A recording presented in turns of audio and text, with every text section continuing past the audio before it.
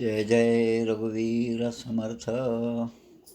शुका सारिखे पूर्ण वैराग्य जाचे, वसिष्ठा परिज्ञान योगेश्वराचे. कवी वाल्मिका सारिखा मान्य ऐसा, नमस्कार माझा सद्गुरु रामदासा. श्रीराम मला वाटते अंतरित्वा वसावे, तुझ्या दासबोधासित्वा बोध व्हावे.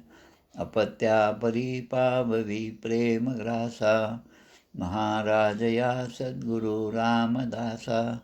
जय जय रघुवीर समर्थ.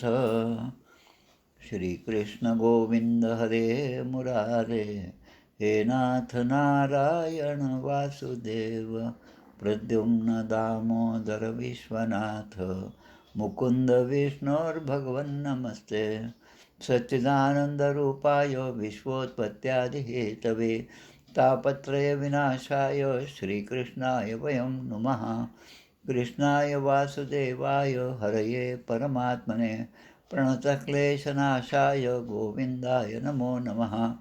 वसुदेवसुतं देवं कंसचाणूरमर्दनं, देवकी परमानन्दं कृष्णं वन्दे जगद्गुरुं. कृष्णकमलपत्राक्षं पुण्यश्रवणकीर्तनं, वासुदेवै जगद्योनिं नौमि नारायणं हरिं. कृष्ण कृष्णेति कृष्णेति यो मां स्मरति नित्यशः, जलं भित्वा यथा पद्मं संसारात् उद्धराम्यहं.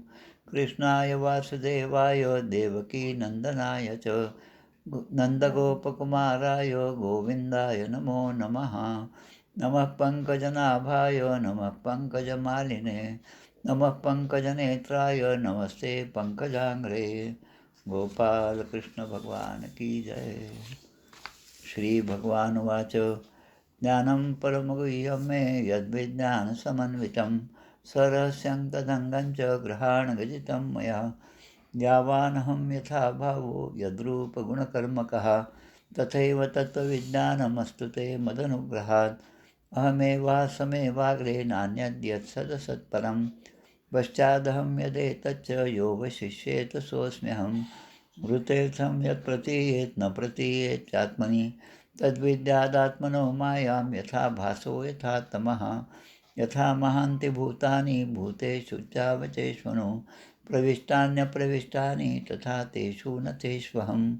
एतावदेव जिज्ञास्यं तत्त्वजिज्ञासुनात्मनः, अन्वयव्यतिरेकाभ्यां यत् सर्वत्र सर्वदा. एतन्मतं समातिष्ठ परमेण समाधिना, भवान् कल्पविकल्पेषु न विमुह्यति करीति. गोपाल कृष्ण भगवान की जय. दशमस्कंद पूर्वार्थ. दशमस्कंदी प्रथमोध्यायी वसुदेव देवकीचे पाही, कंसमारी पुत्र सहाय्यी, शिशु हत्यारा महान. भगवंताचा गर्भप्रवेश, गर्भस्तुती द्वितीय अध्यायास, श्रीकृष्ण प्रगटला तृतीयास, योगमाया भविष्य चतुर्थी.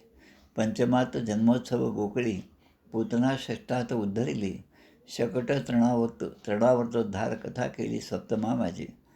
अष्टमी नामकर्ण बाललीला, नवमी श्रीकृष्ण उखळी बांधला, दशमी यमलार्जुन उद्धरला, एकादशी तारिले वत्स बक, आघासुरोद्धार द्वादशी, ब्रह्मा मोहनाश त्रयोदशी, ब्रह्माद्वारास्तुती चतुर्दशी, पंचदशी धेनुक कालिया युद्ध, षोडशी काली अशी प्रसन्न, सप्तदशी त्याचे पूर्वकथन, दावानली वाचती व्रजजन, अष्टादशी प्रलंब तारिला, 19 व्रजानल शांती, विसात शरद ऋतू कथाती, 21व्यात अन्योक्ती वेणुगीत, चिरहरण 22, यज्ञपत्नीवरी कृपा 23, इंद्रयज्ञ निवारण 24, पंचविशी गोवर्धनोद्धारण, श्रीकृष्ण चर्चा 26, श्रीकृष्णाभिषेक 27, नंदबंधमुक्ती 28, 29 रासलीलारंभ, गोपी विरह 30, गोपिका गीत 31, गोपीशी कृष्ण दर्शन 32, महारास 33,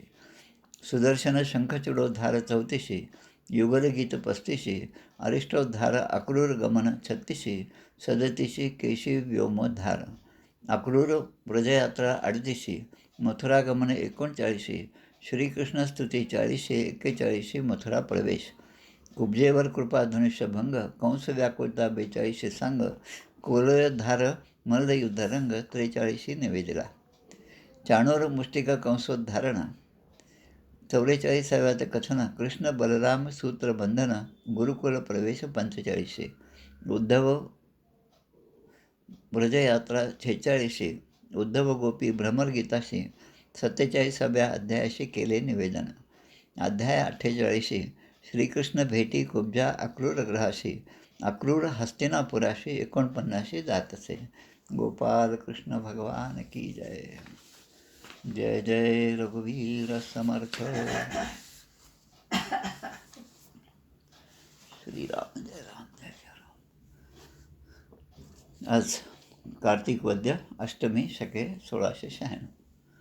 कार्तिक वद्य अष्टमी तिथी जी आहे ती काल संध्याकाळी लागली 7 वाजता आणि आज रात्री 7 वाजून काही मिनिटांनी म्हणजे 8च्या दरम्यान अष्टमी तिथी संपणार आहे. म्हणजे दोन्ही काल पण, कारण कालभैरवाची पूजा जी आहे ती रात्री करायची असते, त्यामुळे काल पण कालभैरव जयंती होती आणि आजसुद्धा आहे, पण 8 वाजता आत ती पूजा केली पाहिजे. आता हे कालभैरव कोण, त्याच्याबद्दल थोडीशी कथा पाहूया आपण आणि मग आपल्या अध्यायाकडे वळूया. शिवपुराणामधली कथा आहे. एकदा असं झालं की तिन्ही देवता जे आहेत आणि इतर सर्व देवता यामधली श्रेष्ठ देवता कोण असा पाहण्याचा प्रसंग आला. आणि त्यावेळेस ब्रह्मदेव जे आहेत की ज्यांनी ही सगळी सृष्टी निर्माण केली, उत्पत्ती, आज आपण ज्या ज्या गोष्टी पाहतो त्याच्या मुळाशी ब्रह्मदेव आहे. ब्रह्मदेवाला एखादं पाप जरी लागलं तरी त्या पापासाठी ब्रह्मदेवाने जे जे केलं त्याचा जो ज्याने स्वीकार केला त्यापासून सगळं उत्पन्न होतं झालं. ब्रह्मदेव म्हणजे या सगळ्या सृष्टीचं, त्रिभुवनाचा निर्माण करता असा अहंकार ब्रह्मदेवाला झाला. मागे पण आपण कथा पाहिली, भगवान श्रीकृष्णाच्या अवतारामध्ये गाय वत्स हे सगळे चोरून नेले तेव्हासुद्धा हाच अभिमान, त्याचं मर्दन भगवंताने केलं. आता या ठिकाणी सुद्धा ब्रह्मदेवाला असं वाटतं, आता ही परीक्षा चालू आहे, त्यावेळेस ब्रह्मदेव असं म्हणतात, मीच सगळ्यात प्रमुख देवता आहे, सर्वेश्वर भगवान म्हणजे मीच आहे. असं पाहिल्यानंतर त्या ठिकाणी उपस्थित असलेले भगवान शंकर यांच्या ते लक्षात आलं आणि ते म्हणतात की आता याला अहंकार झाला आहे, कर्तृत्वाचा अहंकार झालेला आहे. आणि ब्रह्मदेवाने आपल्या शक्तीने, आपल्या मायेने त्यामध्ये शंकराचा क्रोध, भगवान शंकराच्या ठिकाणी असणारा क्रोध, क्रोधाची देवता आहे, तमोगुणाची देवता आहे, त्यामध्ये असणारी त्यांच्या ठिकाणची शक्ती आणि न्याय, म्हणजे एखाद्याचा संहार करणं म्हणजे त्याच्या विरुद्ध जो असेल त्याला एक प्रकारचा न्यायच देणं आहे. त्यामुळे क्रोध, शक्ती आणि न्याय या सगळ्यांचं प्रतीक असणारे भगवान शंकरांनी आपल्या कल्पनेने, आपल्या विचारांनी त्या ठिकाणी कालभैरवाला जन्म दिला. क्रोधापासून कालभैरव निर्माण झाले आणि कालभैरव जो आहे तो असा अकराळ विकराळ असा आकार आहे आणि त्या कालभैरवांचा जन्म म्हणून आजची ही तिथी म्हणजे कालभैरवाची जयंती म्हणून आहे. आता कालभैरवाचा संबंध कुठे येतो, आपण आत्तापर्यंत, आता आपण आजसुद्धा, आता आपण पुढच्या शनिवारी जी आहे ती आपल्या रघुनाथ स्वामींची जी पोथी आहे तिचं आपण पारायण करत असतो. रघुनाथ स्वामींच्या बरोबरच आपले लोणीचे सखाराम महाराज या दोघांची पुण्यतिथी एकाच दिवशी कार्तिक वद्य चतुर्दशीच्या दिवशी आहे. आणि योगायोगाने दोघांचा जन्मसुद्धा रामनवमीच्या दिवशी दुपारी 12 वाजता झालेला आहे. हा योगायोग आहे. 5-6 जणांचा जन्म रामनवमीच्या दिवशी झाला, पण या दोघांचा जन्म आणि निर्याण हे दोन्ही एकाच तिथीला झालेलं आहे. रघुनाथ स्वामींच्या पोथीचं पारायण आपण करत आहोत. पूर्वी 250व्या पुण्यतिथीच्या वेळेस 3 वर्षापूर्वी आपण जवळपास 390 पारायणं केली. त्यामुळे ही पोथी जी माझ्याकडे एकच कॉपी होती ती आता सगळ्यांच्याकडे असेलच. त्यामध्ये 13व्या अध्यायामध्ये कालभैरवाचा उल्लेख आहे. त्यामध्ये ते म्हणतात, रामनवमीचा उत्सव होता आणि कालभैरवाच्या दर्शनाला जायचं म्हणून रघुनाथ स्वामी पुढे निघाले आणि बरोबर छबिना आहेत, वाजंत्री आहे, नगारे आहेत आणि भैरवाच्या दर्शनासाठी ते थांबले. हात जोडले, भैरवात साष्टांग नमस्कार घातला, धूप दीप नैवेद्य सगळं आरती झालं आणि हात जोडून उभे राहिला. तो झाला चमत्कार, स्वामी उभे जोडून कर, कोणाचे न बोलत उत्तर, कोणता प्रकार न कळे. बाकी सगळी भक्तमंडळी त्या ठिकाणी थांबली आता आपले जे प्रमुख आहेत ते जर थांबले तर बाकी सगळे जसे थांबतात तसे सगळे थांबले. आणि काय होणार आणि स्वामी काय ध्यानामध्ये काय म्हणत आहेत, काय त्यांचा विचार आहे, हे कोणाला समजत नव्हतं. एवढ्यात काय झालं की एकदम एक ऐसे बोलत एकमेका तो आवाज झाला चपले सारिखा. चपल म्हणजे विद्युत, चप्पल म्हणजे वीज. चपळता म्हणजे विजेसारखा गडगडाट झाला, मोठा आवाज झाला. आणि त्या विजेचा प्रकाश इतका मोठा होता की जेवढी मंडळी बसली होती त्या ठिकाणी समोर आलेली होती, हात जोडून उभी होती यांच्या मागे, ते सगळे मूर्छित पडले. कोणालाही देहभान नाही, सगळे मूर्छित पडले. त्यांना फक्त एवढंच दिसलं की आपले महाराज हात जोडून उभे आहेत, भैरवाच्या समोर उभे आहेत आणि एवढा मोठा प्रकाश आहे. आणि मग पुढचं त्यांना काहीच आठवत नव्हतं. जवळपास एक मुहूर्त अर्धा तासपर्यंत सगळे बेशुद्ध पडले. आणि नंतर एकमेकाशी बोलून स्वामीचं पाहती सावध होणं. ते जेव्हा शुद्धीवर आले तेव्हा ते पाहतात की स्वामींच्या सर्वांगी चिन्ह आलिंगनाचे दिसत. म्हणजे आता कालभैरवांनी येऊन स्वतः प्रगट होऊन रघुनाथ स्वामींना दर्शन दिलं आणि त्यांची गळाभेटसुद्धा घेतली. आणि आयुधासहित त्रिशूळ, डमरू, शिंगी ही सगळी वाद्य हे सगळं त्यांच्याबरोबर होतं. आणि त्यांची भेट घेतल्याच्या खुणा यांच्या अंगावर स्पष्टपणे सगळ्यांना दिसल्या. ओवाळा ओवाळा भैरवनाथ भूपाळा. स्वामींनी लगेच ती आरती केली भैरवनाथाची. जोगेश्वरी अर्धांगिती शेषाची बाळा. सोनारीचा सिद्धदेव काशी कोतवाल, जटा पिंगट नेत्रही दिसती रक्तवर्ण लाल. आता हे सोनारी म्हणजे कुठे आहे तर आपल्या योगीराज श्री कल्याण स्वामींच्या परंड्याच्या जवळ अगदी जवळच असणारं गाव आहे. कल्याण स्वामी हे चातुर्मासामध्ये किंवा पूर्ण वर्षभरामध्ये 4-4 महिने एकेका ठिकाणी राहत होते. एका ठिकाणी 4 महिने, दुसरीकडे 4 महिने, तिसरीकडे 4 महिने. त्यांच्यातलं हे जे ठिकाण आहे ते सोनारी आहे, की ज्या ठिकाणी कालभैरवाचं खूप छान मंदिर आहे. दर्शन आम्ही घेतलं सगळ्यांनी.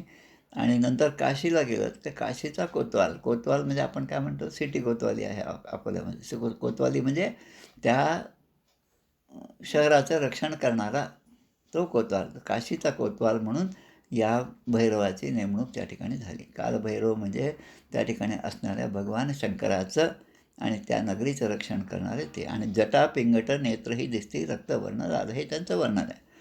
ओवाळा ओवाळा भैरवनाथ भूपाळा. त्रिशूळ डौरकी शिंगी पहातया हाती, कर्णे कुंडल रुंड ही माळा अंगी विभूती. ओवाळा ओवाळा भैरवनाथ भूपाळा, अनाथनाथ सिद्ध योगी क्षेत्रपाळक तो.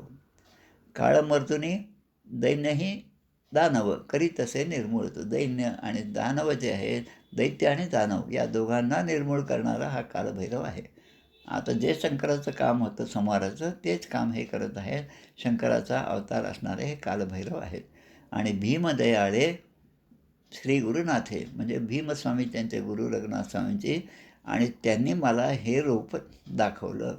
मला माझ्या योग्यतेने, माझ्या अनुष्ठानाने, माझ्या आत्तापर्यंतच्या नामस्मरणाने हे रूप मला दिसलं असं ते न म्हणतात. माझ्या सद्गुरूंच्या कृपेने काळभैरवाचं रूप मला दिसलं. आणि शेवटी म्हणतात राघवचरणी तल्लीन होऊनी निजपदी नादविले. मला त्या निजपदी त्यांनी ठाव दिला. म्हणून जय जय क्षेत्रपाळ असं म्हणून त्यांनी भैरवाची आरतीसुद्धा केली आहे. तर या रघुनाथ स्वामींच्या पोथीमध्ये 13व्या अध्यायामध्ये कालभैरवांचं हे आख्यान थोडक्यामध्ये दिलेलं आहे. कालभैरवाचा मंत्रसुद्धा आहे, ओम कालभैरवाय नमः. काळे तीळ, त्यानंतर मूग असे त्यांना ते नैवेद्य दाखवतात. आणि त्यांचा मंत्रसुद्धा आहे. तर कालभैरव जयंतीच्या निमित्त हे 2 शब्द त्यांच्यासाठी. आता आपल्याला दशमस्कंदातील 40वा अध्याय तो पाहायचा आहे. अक्रूराने केलेली भगवान श्रीकृष्णाची स्तुती. काल आपण काय पाहिलं की अक्रूर जे आहे ते व्रजामधून निघालेले आहेत. बरोबर सगळी मंडळी आहेत, गोपसुद्धा आहेत, नंदबाबासुद्धा आहेत. आणि यमुनेचं पाणी पाहिल्यामुळे, कालिंदीचं पाणी पाहिल्यामुळे ते त्या ठिकाणी थांबले आणि पाण्यामध्ये प्रवेश केला स्नान संध्या करण्यासाठी. तेव्हा पाण्यामध्ये सुद्धा बलराम श्रीकृष्ण दिसले. आणि हे असं कसं काय म्हणून बाहेर येऊन पाहतात तर पुन्हा आपल्या रथामध्ये हे दोघे बसलेलेच आहेत. आता पुन्हा एकदा पाण्यामध्ये गेल्यावर पुन्हा तेच दिसलं. आणि मग दिसलं की मोठा शेषशाही आहे आणि त्यावर भगवान पहुडलेले आहेत. जसं आपण शांताकारम भुजगशयनम पद्मनाभम सुरेशम हे जे आपण ध्यान पाहतो तसं त्या ठिकाणी त्यांना पाण्यामध्ये दिसलं आणि मग ती शंका आली आणि भगवंताचं ते रूप पाहून आक्रूर आता भगवंताची स्तुती करत आहेत. नतोस्म्यहं त्वाखिल हेतुम हेतू आणि अहेतू नारायणं पुरुषम आद्यम अव्ययम. आद्य पुरुष आणि अव्यय. व्यय म्हणजे कमी होणार, खर्च होणार. अव्यय म्हणजे जे कुठेही जात नाही ते रूप तुमचं आहे आणि अविनाशी आणि अशा पुरुषोत्तम स्वरूपाला आम्ही नमस्कार करतो असं ते म्हणतात. की ज्याच्या नाभी कमळापासून ब्रह्मदेवाचं ते कमळ प्रगट झालं आणि ब्रह्मदेव प्रगट झाले. ब्रह्मदेवाची उत्पत्ती तुमच्याच नाभी कमळातून झाली म्हणून मी आपल्याला नमस्कार करतो. अशा प्रकारे ते भगवंताची स्तुतीच या ठिकाणी करतायत. आता ते म्हणतात पृथ्वी, जल, अग्नी, वायू, आकाश, अहंकार, महत्त्व, प्रकृती, पुरुष, मन, इंद्रिय सगळं जे काय आहे, इंद्रियांचे विषय, इंद्रिय तर आहेच, इंद्रियांचे विषयसुद्धा आणि प्रत्येक इंद्रियाची एक देवता असते. हे सगळं आपल्याला दासबोध वाचल्यामुळे बऱ्याच गोष्टी समजलेल्या आहेत. ते भगवंताची कृपा, आपल्या सद्गुरूंची, समर्थांची कृपा आपल्यावर आहे. सर्व विषय जे आहेत ते आणि त्यांचे देवता जे आहेत इंद्रियांची आणि त्यांचं अधिष्ठान जे आहे, या सगळ्या जगाला कारणीभूत असणाऱ्या जगत कारण जे आहे ते तुम्हीच आहात म्हणून मी तुम्हाला नमस्कार करतो असं त्या ठिकाणी म्हटलेलं आहे. मग पुढे म्हणतात त्रय्याच विद्यया केचित तां वै वैतानिका द्विजाः यजन्ते विततेर्ज्ञानं दानारूप आरक्षया. जे कर्मकांडी लोक आहेत. आता कर्मकांडी लोकांचं काय असतं, नियम खूप असतात, सोहळं भरपूर असतं आणि त्या नियमाप्रमाणे त्या गोष्टी झाल्या पाहिजेत. त्यातली थोडी जरी चूक असेल तर त्यांना एक प्रकारचा रागच येतो, क्रोध येतो. कर्मकांडी लोकांच्या ठिकाणी हा गुण आपल्याला दिसतो. आता गुण का अवगुण ही गोष्ट वेगळी. वेदमंत्राने आपल्या आपल्या देवतांची नावं घेतात आणि देवतांना प्रसन्न करण्यासाठी ते अनेक प्रकारचे यज्ञसुद्धा करतात कर्मकांडी लोक आणि त्याद्वारा आपल्या देवतेची उपासना करतात. 3 गोष्टी या ठिकाणी कर्मकांडी जे आहेत, मग ज्ञानी कोण आहेत आणि शुद्ध ते चित्त असणारे वैष्णव कोण आहेत हे या ठिकाणी सांगितलं. सो कर्मकांडी लोक यज्ञ करतात. पुढे म्हणतात एके त्वाखिल कर्माणि संन्यस्योपशमं गताः. जे ज्ञानी आहेत, आता ज्ञानी काय, ते कर्माचा त्याग करतात आणि शांत स्वभावात स्थित राहतात. ज्ञानीचं एक लक्षण म्हणजे ते शांतचित्त असे दिसतात आणि ते त्या शांत स्थिर स्थितीमध्ये राहून कायग्रीवो शिरो 8व्या अध्यायामध्ये गीतेमध्ये येतं हे सगळं. समाधीने ज्ञानस्वरूप अशा भगवंताची ते आराधना करीत असतात. आणि तिसरं जे सांगितलं जे शुद्ध चित्त वैष्णव आहेत, जे वैष्णव आहेत, वैष्णव म्हणजे विष्णूची आराधना करणारे, त्यांच्यासाठी एक ग्रंथ आहे तो म्हणजे आपल्या देवर्षी नारदांनी लिहिलेला नारद पंचरात्र ग्रंथ. त्या ग्रंथामध्ये अनेक प्रकारच्या विधी दिलेल्या आहेत आणि ते विधी करताना ते असे तन्मय होऊन जातात, ते आपल्या चतुर्व्यूह रूपाचे आराधना करतात, नारायण स्वरूपाची आराधना किंवा पूजा करतात. आता अजून एक दिलं आहे की त्वामेवान्ये शिवोक्तेनं मार्गेण शिवरूपिणं. आता अजून काही लोक आहेत जे शैव पंथानुसार राहणारे आहेत. आपली एकादशी येते तेव्हा 2 एकादशी असतात. पहिली एकादशी स्मार्त, दुसरी एकादशी वैष्णवांची भागवत एकादशी आपण म्हणतो. तर हे जे लोक आहेत जे शंकराची आराधना करतात ते अवांतर भेद असलेल्या शिवस्वरूपाची पूजा करतात. आता अवांतर भेद असणारं शिवस्वरूप काय आहे थोडक्यात पाहू आपण. भगवाचार्य विभेदेन भगवतः सम उपासते. भगवंताची उपासना कशाने करतात, बहवा आचार्य विभेदनं, पुष्कळ वेगवेगळ्या आचारांनी सांगितलेल्या पद्धतीनुसार ते अवांतर भेद असलेल्या भगवान शंकराची पूजा करतात. आत्ताच आपण पाहिलं कालभैरव, मग शंकराचंच रूप आहे कालभैरव. काहीजण कालभैरवाची पूजा करतात, काहीजण मल्हारी मार्तंडाची पूजा करतात. मल्हारी मार्तंडाचं खूप मोठं सिरियल आपण सगळ्यांनी पाहिलं, आपल्या डोळ्याने आपण पाहिल्यामुळे ते रूप आपल्या डोळ्यासमोर लगेच येतं. आणि आता पुढे सांगतात की आता कालच आपण एक श्लोक पाहिला, म्हणजे 2 श्लोक होते 53 आणि 54 39व्या अध्यायामध्ये. त्यामध्ये भगवंताला असणारी नावं जे आहेत 4 प्रकारची नावं सांगितली.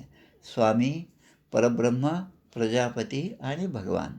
या रूपाने ते आपल्या भगवंताला संबोधन करतात. सर्व एव यजंती त्वां सर्वदेव महेश्वरम येप्यन्य देवता भक्ता यद्यप्यन्य अधियः प्रभो. हा आता पुढचा श्लोक आहे. त्यामध्ये ते म्हणतात, जे लोक दुसऱ्या देवतांची उपासना करतात, भक्ती करतात आणि त्या देवतांना आपल्यापासून वेगळे समजतात, म्हणजे मी भक्त आणि मी भगवंताची पूजा करतो असा दृढ भाव ज्यांच्या ठिकाणी आहे आणि ते पूजा करतात, बरोबर आहे ते पण ते सर्वजणसुद्धा आपलीच उपासना करतात, आपलीच आराधना करतात असं अक्रूर या ठिकाणी भगवान श्रीकृष्णाला सांगत. श्रीकृष्ण हे पूर्ण रूप आहे भगवंताचं. आणि आता ते कोणत्या रूपाने करतं की सर्वेश्वर रूपाने. आता जे आपण 4 पाहिले कालच्या अध्यायामध्ये, स्वामी, परब्रह्म, प्रजापती, भगवान आणि सर्वेश्वर. तर ते सर्वेश्वर रूपाने तुमची पूजा करतात. जसं यथाद्री प्रभवा नद्यः, यथ आद्री प्रभवा, प्रभव म्हणजे निर्माण. जशा नद्या एखाद्या पर्वतावरून निर्माण होतात, आपण पर्वतावर जेव्हा जातो तेव्हा आपल्याला दिसतं, त्या ठिकाणी गंगोत्री, यमुनोत्रीला जेव्हा जातो तेव्हा अनेक प्रकारच्या नद्या काय पाणी वाहताना आपल्याला दिसतं त्या दऱ्याखोऱ्यांमध्ये. ते सगळं पाणी एकत्र येतं आणि पुन्हा ते आपल्या मूळ स्वरूपामध्ये म्हणजे आपल्या समुद्राला जाऊन मिळतं.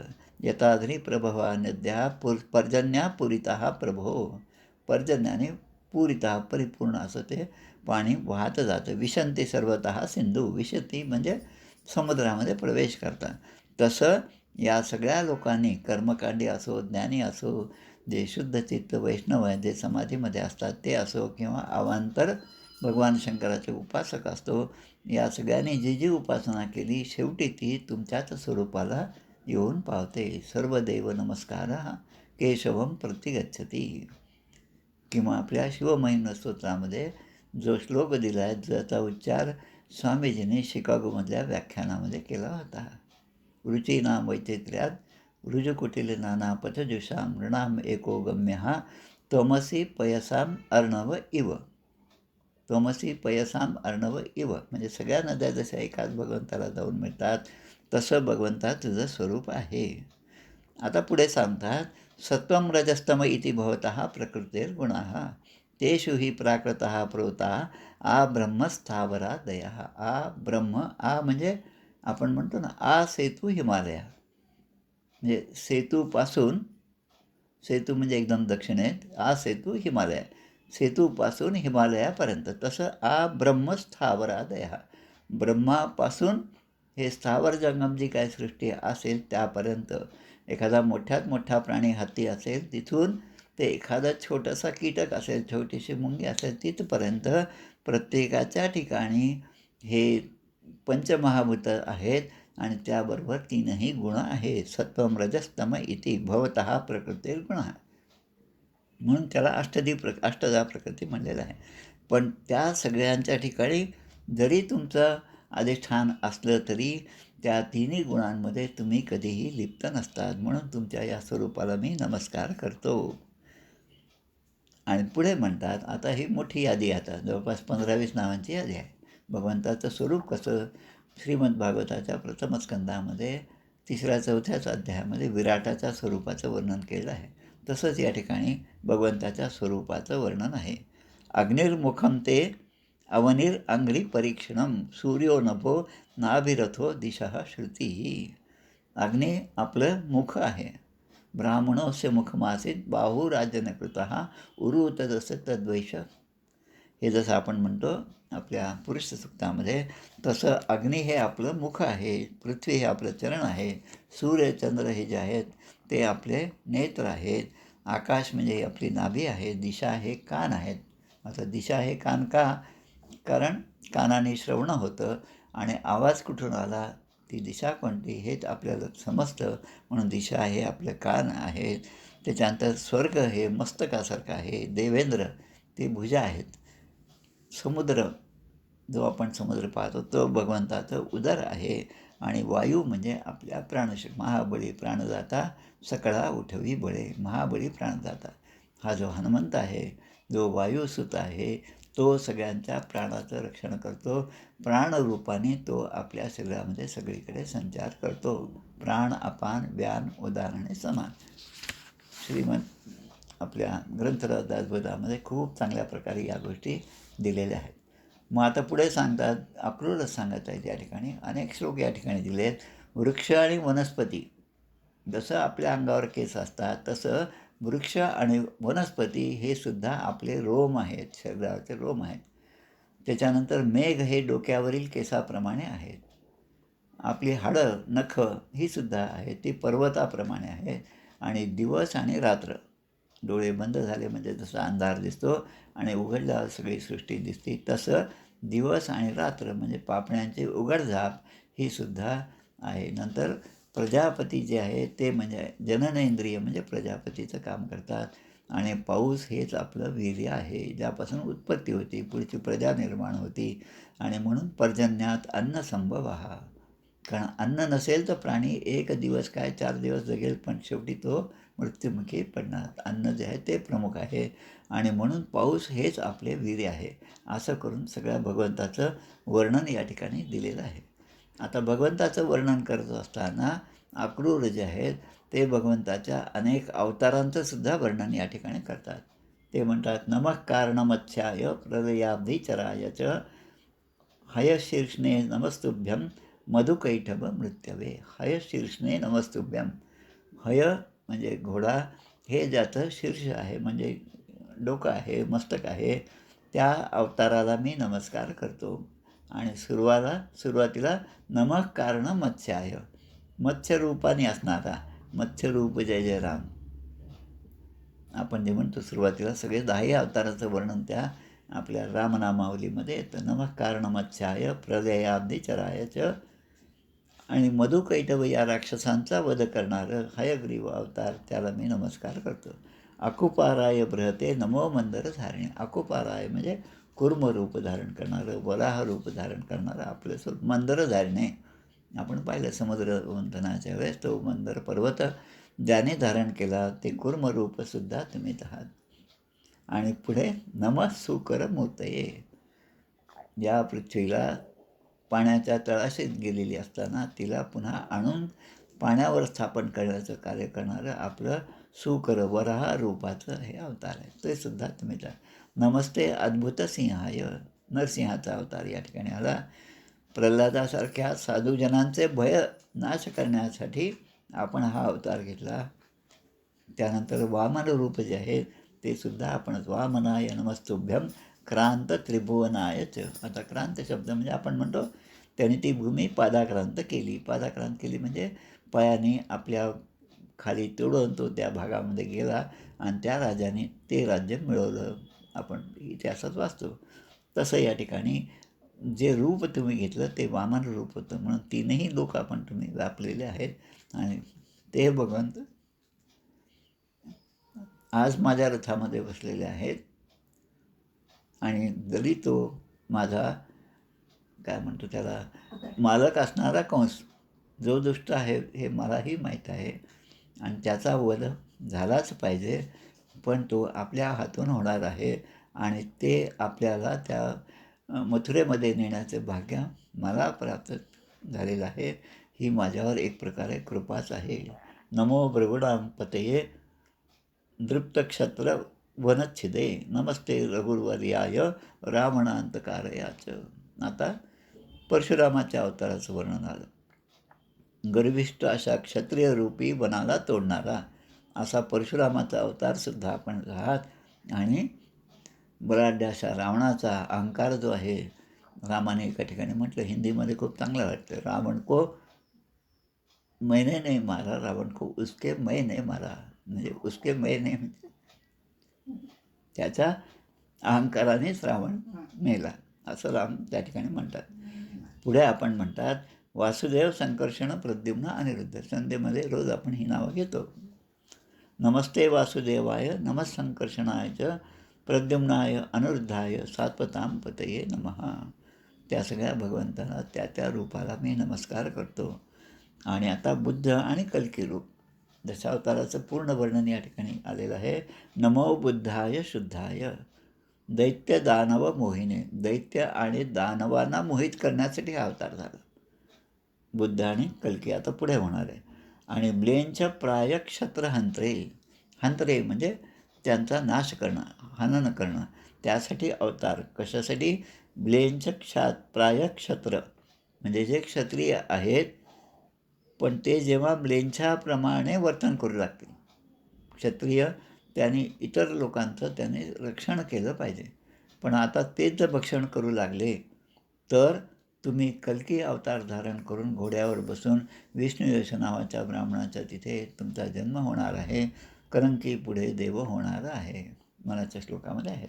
तसा तुमचा नमस्ते कल्की रूपिणे, त्या रूपाला मी नमस्कार करतो. अहमचात्म आत्मजा गार दारार्थ स्वजनादिषु. आता स्वप्नात दिसणारे, आता आपण स्वप्न म्हणजे ही गोष्ट थोडी बाजूला ठेवा.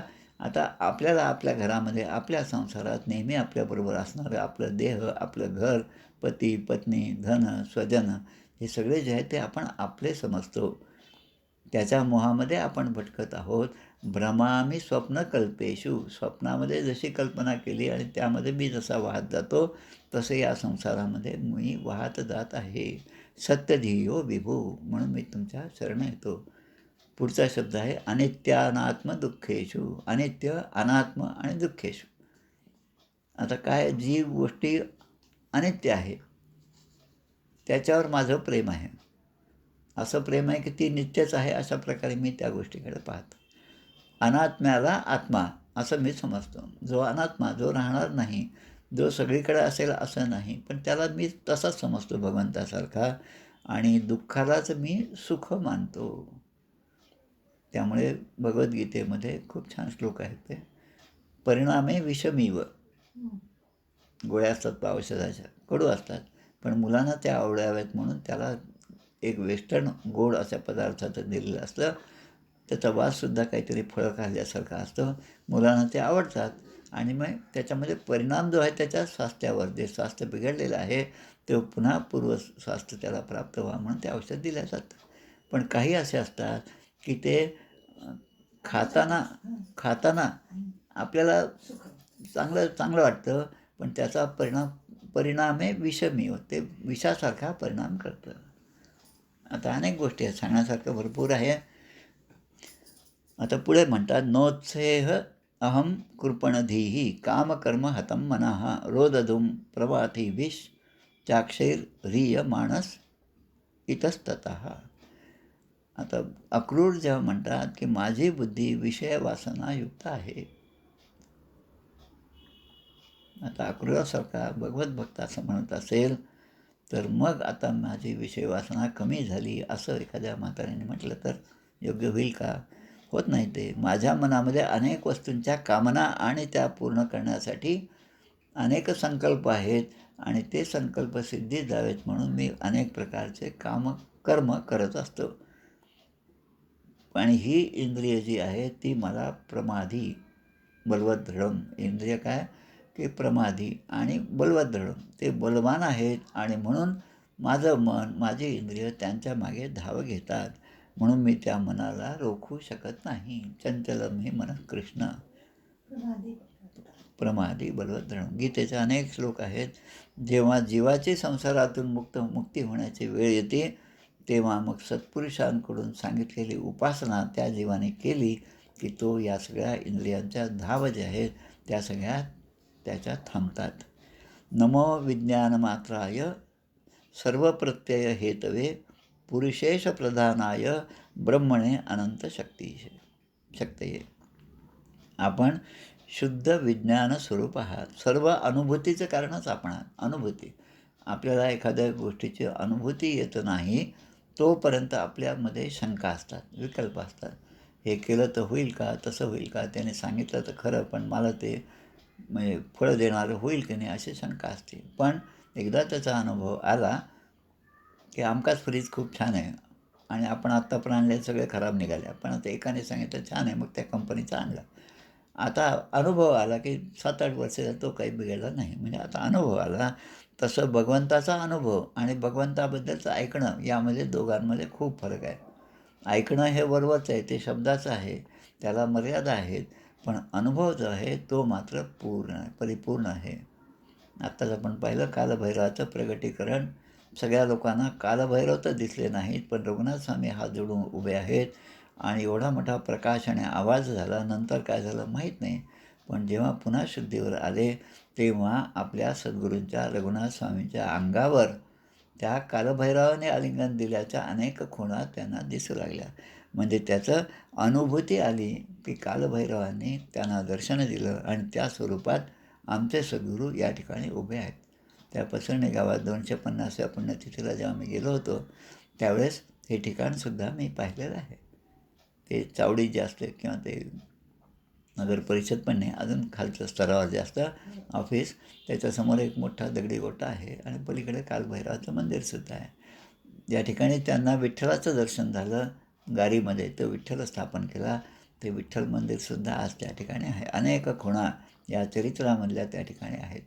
म्हणून अनेक वेळेस हे जे ग्रंथ आहेत ते आपण वाचले पाहिजेत. ती आपल्याला सवय लागली पाहिजे. म्हणून त्या पुण्यतिथीला आपण निदान 1-2 तरी पारायण करतो त्या ग्रंथाचं, जेणेकरून त्या ठिकाणी गेल्यानंतर त्यातल्या गोष्टी आपल्याला आठवायला लागतात आणि मग आपण त्या गोष्टी या ठिकाणी कुठे घडल्या अशा प्रकारे त्याचा शोध घेऊ लागतो. मग अशीच खरी यात्रा आहे. यात्रा केली याचे खुण निळोबारायाचा अभंग आहे. निळोबाराय म्हणतात, यात्रा केली सगळ्यांनी तुम्ही, पण काय त्याचे खूण काय? यात्रा केल्यावर आपले अवगुण पालटले पाहिजेत. आता अनेक यात्रा करून जर अवगुण पालटले नाहीत, तर मग ते सगळं देहालाच कष्ट झाले. जिकडे तिकडे दगड धोंडा पाणी हेच तुम्हाला दिसलं, पण भगवंत नाही. भाऊ हिंडता सौख्य होणारे नाही, सेणावे परी नातुडे हित काही. विचारे बरे अंतरा बोध विज, मना सज्जना राघवी वस्ती येज. आता शेवटच्या श्लोकामध्ये या ठिकाणी म्हणतात, नमस्ते वासुदेवाय सर्वभूतक्षयाय च, ऋषिकेश नमस्तुभ्यं प्रपन्नम पाहि मां प्रभो. आपणच वासुदेव आहात आणि सर्व जीवांचे आश्रयस्थान संकर्षण आपण आहात. आमचा जीव तुमच्याकडे ओढतो. जसं गोपीनाथ झालं तसंच आमचं होत आहे. अक्रूरसुद्धा तेच म्हणतात. तुमच्याकडे येताना पूर्ण प्रवासामध्ये डोंगर, दऱ्या, पाणी, वृक्ष इकडे माझं लक्ष नव्हतं. पण या सगळ्या गोष्टी दिसल्या तरी मला त्या ठिकाणी तुमचंच स्वरूप आहे हे जाणवत होतं. आणि तुमच्या भेटीची तळमळ असल्यामुळे ती भेट केव्हा होईल याची ओढ होती. आणि तुम्ही माझं स्वागत कसं कराल? मी मोठा आहे म्हणून म्हणजे तुम्ही माझा आशीर्वाद घ्याल का? माझ्या पाया पडाल का? मला चांगलं स्थान द्याल का? आणि माझ्यावर तुमचा राग आहे का नाही? कारण मी कंसाच्या बरोबर राहतो म्हणून एक प्रकारे तुमच्या ठिकाणी माझ्याबद्दलचा एक रागसुद्धा असू शकतो, असे मी कल्पना केली. पण ते सगळं माझं आणि काही गोष्टी मात्र ते मला त्या मनाप्रमाणे या ठिकाणी आल्यावर घडून आले याचा आनंद आहे. बुद्धी व मनाच्या अधिष्ठाता असणारे प्रद्युम्न आणि अनिरुद्ध असं हे तुमचं स्वरूप आहे. प्रपन्नम पाहि मां प्रभो. प्रपन्न म्हणजे मी तुम्हाला शरण आलेलं आहे, माझं रक्षण करा. प्रपन्न पारिजाताय स्तोत्र वैत्रेक पाणये ज्ञानमुद्राय. प्रपन्नामृत नावाचा एक मोठा ग्रंथ आहे. भगवंताची शरणागती दक्षिणेतला आहे प्रपन्न. तर त्या ठिकाणी म्हणून मी माझं तुम्ही रक्षण करा. पाहि माम, पाहि म्हणजे मला रक्षण करणं, पाहि म्हणजे रक्षण, पातु माम ते सुद्धा त्याचं रक्षण करणं. इथे श्रीमद्भागवते महापुराणे पारमहंस्यां संहितायां दशमस्कंदे पूर्वार्धे अक्रूरस्तुतिर्नाम चतुर्विंशोऽध्याय. श्रीमद्भागवतामध्ये आत्तापर्यंत 15-20 प्रकारच्या स्तुती आपण कोणी केल्या, ती एक मोठी 17 स्तुतींची यादी आपण पाहिली. त्याच्यामध्ये आता ही एक स्तुती आपण ॲड करून टाका. तर अशाच प्रकारचे भगवंताची स्तुती अनेक प्रकारे अनेक संतांनी केली, अनेक ग्रंथामधून वेगवेगळ्या शब्दामध्ये ती व्यक्त झाली. अनेक रूपाय विष्णवे प्रभ विष्णवे. आणि एकम सत्विप्रा बहुधा वदंती. एकच सत्य, सत्यम परम धीमहि. एकच सत्य निराळे साधू संत महापुरुष वेगळ्या शब्दामध्ये व्यक्त करतात आणि त्यांनी जे व्यक्त केलं ते रूप आहे, त्यातून सगळे ग्रंथ निर्माण झाले.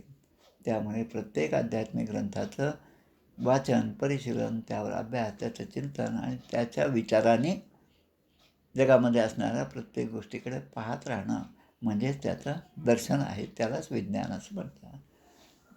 असा हा आपला 40वा अध्याय या ठिकाणी समाप्त होत आहे. आता कृष्णाचा मथुरेमध्ये प्रवेश हा भाग जो आहे तो पुढच्या आठवड्यात आपल्याला पाहायचा आहे. गोपाल कृष्ण भगवान की जय. जय जय रघुवीर समर्थ. जय हो जय श्री भागवता, आरती करी तुझ भगवंता. श्री शुकमुनीने परम भक्तीने, नाना परीने गायले जा हरिचरिता. आरती करी तुझ भगवंता.